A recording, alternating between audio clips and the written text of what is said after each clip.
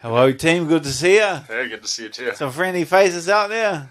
Yeah, Dan. About 48 hours from the first weigh-in at featherweight in a long time. How are you feeling right now? Uh, Weight cut easy, jet lag hard. Like that's that's all I have to say about that. Yeah, people are they're hammering about the weight cut and get down to 45, but it's actually the reverse of that. I'm getting progressively less jet lag, so I'm getting closer to the weigh in, and I'm feeling better and better. It's having the complete reverse effect. But yeah, the weight's in the back of my mind. That's easy work. Yeah, do you think we're talking like too much about it or putting too much focus on it, or do you expect that just given what you did at lightweight and the change and people like talking about this kind of stuff? Oh, I can definitely understand it. You don't. People don't see all of the stuff behind the scenes that's gone into it. The kind of working with these professionals and the scans and the evaluations and the discussions, and I'm working with the best guys in the world. Fight dietitian, my dietitian back home, Charles and Clint at the UFC Performance Institute. Like these guys are hands down the best in the world in this particular field. And so I've taken their advice. Like this is 100% with their assistance and with their guidance. So it's going to be as seamless as possible. So I consider myself like you're a professional. You're a consummate professional, and that's changed from like the first time that I was at featherweight. I didn't have the same level of professionalism because you can't as someone like that young, and your motivation's like a little bit different. But it's different now when there's no one there, when you're at home by yourself. I'm still a professional. I'm still eating what I'm supposed to be eating, sleeping when I'm supposed to be sleeping, which makes that easy. This is not easy, but the person that I am now and the professionalism that I bring to the sport now has made this easy. With that said, was the reason you moved up to lightweight in the first place from 45, was that more performance based because it was kind of win one, lose one, or was it because of the weight cut, it was getting too hard, or a combination of both? Nah, there was, yeah, like I play it pretty cool, but there's some other stuff that there's a handful of people that know the real reason in the world, but I'll keep that one to myself. Okay. But it was kind of a fresh start. But a lot changed at that point in my career. I was 3-3 in the UFC, but at that time I'd been traveling around, training in different places. Also, when I made the move up to lightweight, I made the move back to New Zealand. I committed myself to City. I wasn't even training at City Kickboxing when I was fighting as a featherweight. I was training with Eugene and New Eugene and my coach's Twist and stuff like that. But I wasn't training at City Kickboxing. The team I have now around me is the best team in the world. So yeah, I kind of look at that first run at featherweight as like my internship. That run at lightweight as me getting the work experience, just taking any fight, fighting anyone, being put in all of these tough situations that kind of built a callus around me. But now I'm going back to featherweight as just a consummate professional with all of that experience, with all of that technical knowledge, with all of that, with having the best team in the world around me. So I'm going back to featherweight very confident. And if you can go in and beat Arnold in this, re-debut in the division, do you think that puts you higher than you ever were, in the previous run in this weight class? It'd be hard to deny whoever walks away from that fight with their hand raised doesn't move on to something very big. Doesn't move on to fighting an opponent in the top five. Like the belt is tied up for the rest of the year. We got Korean Zombie versus Volk. Then Max is waiting in the wing. So the title is held up. So there's a couple of guys sitting there in the top five that are going to be sitting there without a dance partner. And the winner of this fight beats one of those guys. He's right there in the mix for the next title shot. And last thing from me, you mentioned great team around you and everything. When you look at Arnold and kind of study him, do you see something obvious that these other opponents who have been unable to beat him in the UFC so far aren't doing, or something that you bring to the table that no one else has had as far as his opponents? I feel like, yeah, that's a difficult question because he's for the guys he's fought, like mainly he's fought short, stocky wrestlers that try to take him down. Like that's definitely not me. So it's hard. It's hard to compare any one kind of opponent that he's been on.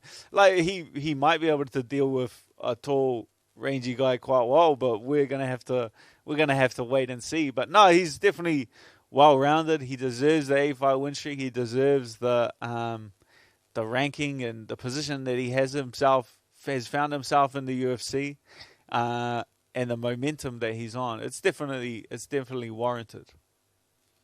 Henry, you talked about how you're working with all these nutritionists and these professionals, but you also, like you mentioned, the PI. You spent a lot of time in Las Vegas. Do you think you would have made the drop to featherweight if you didn't spend that prolonged time at the PI after your last fight? It kind of, I think I would have. I've been sitting on this for a while. You could go back and ask Eugene. It was about a year and a half ago that I first. So you have to think a year and a half ago I first went to Eugene and I said to Eugene a year and a half ago, hey, I'm thinking about going back down to featherweight. You need to ask yourself, well, how long before that was he thinking about that before? Because I play things quite close to my chest. So yeah, I'd been thinking about it even before then, and I've kind of had the realization, and even the last couple of days, that it was kind of my plan all along. That I knew when I left the featherweight division, it wasn't the weight cut that made me leave the. That's just an easy excuse.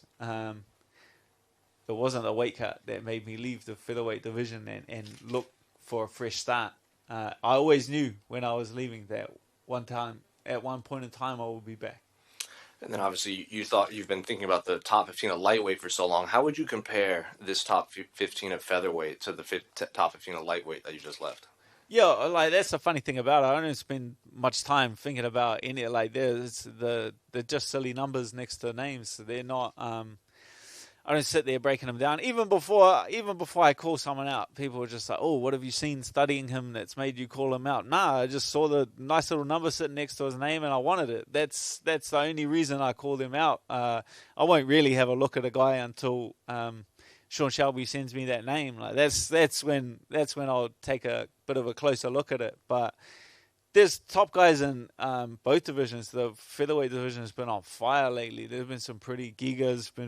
Calvin Cater's been a crazy fight. Max versus Yair has been a wild mess. Like there's been some incredible. Dan Ige versus Emma that was a banger too. There's been some incredible fights. So it's not like I'm thinking, oh, I'll go down to featherweight. These guys are just as tough as a challenge as the guys up at lightweight. And have you had that conversation with your teammate Alex? If you do make it up to that title fight and he still is the champion?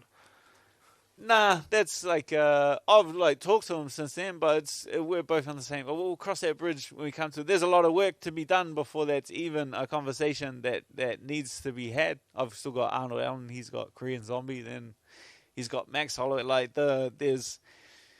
It's quite funny. That's a good problem to have when you and your mate are so good that there's no one else that you guys have to decide who is the best in the world. So I'm not gonna worry about a future problem. I'm not gonna worry about a good problem to have. Dan, just at the back here. I see you. You mentioned obviously about Volkanovski and Korean Zombie. How do you see that fight going down? Yeah, Korean Zombie gets hit too much. Korean Zombie gets hit too much. Volk gets hit too hard. You put 2 and 2 together, Korean Zombies get knocked out. And of course, you said about previously about New Zealand restrictions being lifted. Can you talk a little bit about what that time was like, having to deal with restrictions, not being able to return home straight away after a fight? That's yeah. Once that got announced that I could go home, and restrictions were lifted, it's like a huge weight off your shoulders. And it's something that I would say, like, I had absolutely no control of, so there's no point. I tend to not worry at all about things I can't control, because you can't control them. There's absolutely, you're just burning daylight worrying about it. But yeah, it wasn't until they got lifted that kind of absorbed how much of an effect it was having. Like when you're going into a fight, especially the type of fights that I get myself into, it's not 1 or 2 days on the couch and then you're recovered. You know, sometimes it can take months to recover from these fights. So it's good to be at home, surrounded by friends, surrounded by family, surrounded by teammates, and your support network really strengthens you. So to be able to go out there, well, like positions I was in, going into fights, knowing that might happen where you might take months to recover and then be facing 4 months, 2 months, 3 months in a hotel room by yourself is a daunting task. But to now be able to jump on a plane, go see my baby, go see my wife is, I'm going to get myself into a firefight. Like, I'm not worried about none of that. I can go out there and gunsling because I can go home after it and I don't have to worry about anything. Yeah, because I was going to say, how does that impact you mentally going into a fight? Knowing now that weight is lifted off you. Oh, free is what it is. There's so much more freedom. Like, yeah, as I was saying, going into a fight and just thinking, oh man, I'm going to have to, it's in the back of your mind, obviously. It's not in the forefront of your mind, but you're just thinking, oh man, I better not get into a fight like that. Because if I get into a fight like that, this is really going to suck. But now I can go out there and I'm free to get into a fight like that because I'm not worried. Once I'm at home and I'm sitting on my couch with my wife, my daughter, my friends are coming over, I can get through anything. And, with that being said, how do you see the fight going down on Saturday? That's the benefit of experience, is that regardless of what happens, I'm absolutely ready for it. Whether it's a knockdown, drag out, 15 minutes, man, been in a few of those, I can handle that. Whether I slip on a banana peel and I got to go through some adversity, I can deal through that. I've been there before. That's easy. Or whether I go out there as I'm expecting and just purely outclass them, I'm prepared for that as well. Thank you. Hi Dan, you alright? I'm well, mate. I'm always good. That's the answer. I'm always good. Great to hear. So I just wanted to ask you, you faced Islam Makhachev, Mike Chandler, Poirier, Gilbert Burns, Edson Barboza, Paul Felder, some absolute killers. I just want to know, where do you rate Arnold Allen amongst those guys? Man, he's on an 8-fight win streak. I saw one of those things pop up, and there's only Max Holloway that's ahead of him. And I saw Jose Aldo's win streak was only a 6-fight win streak, so you'd have to say an 8-fight win streak puts him up there. He's the second longest win streak in featherweight history. So that is to be respected. Yeah, he just hasn't had that name. The guys that he's beaten have obviously been world class and incredibly talented, but they just didn't have that drawing power. So it's a win-win situation for the UFC. Either they get a guy on a win streak that beats someone with some name value, or they get a guy with some name value who I'm taking that win streak. So after this, I'm going to be on a 9-fight win streak. So I'm excited to move on to the future on my 9-fight win streak. So you are coming into this fight with a couple of losses. Do you feel a little bit of pressure because of that? Or is it because you're at featherweight, you kind of don't feel that pressure as much and you're not really thinking about that? Again, the benefit of experience is that I have pressure is like a tap. And that can only come with experience. If I'm under too much pressure, I have the ability to control that and turn it down and process some things and manage that pressure. But on the same hand, if I'm not feeling enough pressure, I also know the process to turn that pressure up a little bit, because you need that pressure. Because when you have that pressure, you get the nerves and it brings out the best of you. That's when you do your best performances. So again, the benefit of experience allows me to control that pressure. And aside from fighting, and on a much lighter note, I did see on your Instagram earlier this week, you had a cheeky Nando's. So I see you're getting used to British culture. Cheeky Nando's my favourite. We got it in New Zealand. I wanted to ask, what spice do you normally get at Nando's? That's a very controversial. That's probably the most controversial question I've asked this week because of my answer. Now listen, hear me out. I go, lemon and herb, hear me out, wait. Wait! I said wait, I got lemon and herb, but then I get hot peri-peri, the sauce, and then get a big pile of that and ketchup, stir that together, and then I dip my chicken in that combination sauce. You lost me. Don't judge me. Don't judge me. I'm definitely going to judge you on that ketchup. But I was going to say, I hope you're used to the spice, because I know there's a man on Saturday night who will definitely be bringing the heat. And again, on a much lighter note, I know the past 2 years has been incredibly difficult with you with the lockdown and stuff. So fighting aside, I really hope you get back to your family and you really enjoy the time you have with your family. Thank you. Dan down here. I heard you. I heard you judging me. No offense, man. That's a monstrosity of a concoction. Anyway, that aside, you've had the benefit of fighting in New Zealand twice in your career, so you know the benefit a raucous home crowd can give a home fighter. Are you expecting Allen to benefit and raise his game because of that? And you were talking about raising up the pressure on yourself. Does that excite you, the fact that you're going to be going in there and being the hangman by nature, but the hangman on enemy territory? Yeah, there's always a complete balance to it of being the villain before. I've been three times I've fought in my hometown, and there's a different balance to it. It's a crazy amount of pressure. It's a crazy amount of pressure like you wouldn't believe. After the Felder one, I was like, I ain't going. It's so much pressure. So when you're like the villain, you can go out there and be a lot. There's no pressure. Everyone wants to see you lose, so you can go out there, be free, be loose, be sharp, and really be yourself. It does bring out the best of you, all of that pressure. Training is a lot more focused. You make a lot more faster like mental jumps throughout that training camp, and you're always, every last session, you're squeezing every last drop you can physically get out of it. But man, having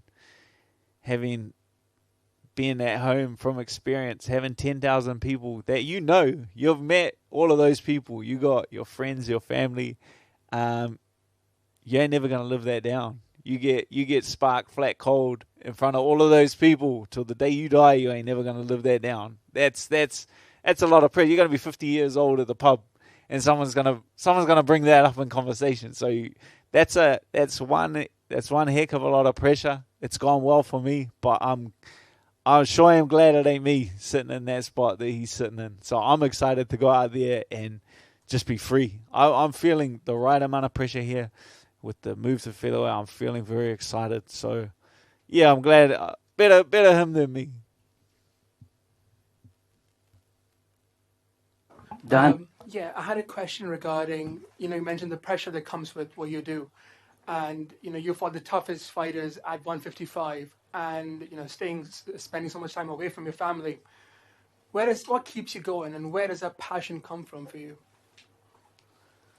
Yeah, that's a funny one, because it's just, I have trouble explaining it because I just can't stop. Like it's harder for me to put this sport down than it is for me to do it. Like that's the reality of the situation. That's the funny thing about the whole situation. It's harder for me to turn a fight down than to take one. You know what I mean? Like that if I was to turn a fight down, that eats away at me. That's something I can't do. If I was to miss a training session, that will play on my mind. I would spend more time thinking about not doing that training session than it would have taken me to get in the car, drive to that training session, push it 100% and drive home. So I just do it now. I just do it. I stop fighting it. I stop doing anything like that. I just follow my instincts and follow that passion and kind of just ride the wave of it. But for me, it's easy. And do you ever think about your legacy in terms of what you've done so far and how you're perceived by fans and the people you work with? Not really. Like, you get asked about your legacy, but it's not. I've just been riding the wave without stopping for so long and looking up that there's so much time for that. There's so much time to sit back on your rocking chair as an old man and I'll be that guy at the pub in the corner just being like, back in my day, I was like, I'm going to be doing that for 20 years. So there's no point in stopping now and doing it. Like I've got so much time to do that. So I'm just focused. Like, I can't, mate, it kills me. I don't understand how some of these guys just let these opportunities pass them by. You know, this game is so volatile. Things can happen so quickly. Imagine, this is not the right fight for me. I'm gonna wait. Next day you're at a wrestling session. Boom, blow your knee out. Blow it out again. Your career's over. You know what I mean? Like, it's such a volatile sport. You need to, while I'm fit, while I'm healthy, I'm good to go. Thank you. Dan, how are you? I'm good, mate. Would you ever fight Alexander Volkanovski? How is your relationship with him? Yeah, like the relationship's good. Like, we're still mates. We can still catch up, have a beer. Yeah, like I said before, we'll cross that bridge when we come to it. There's a lot of work that needs to be done between now and then.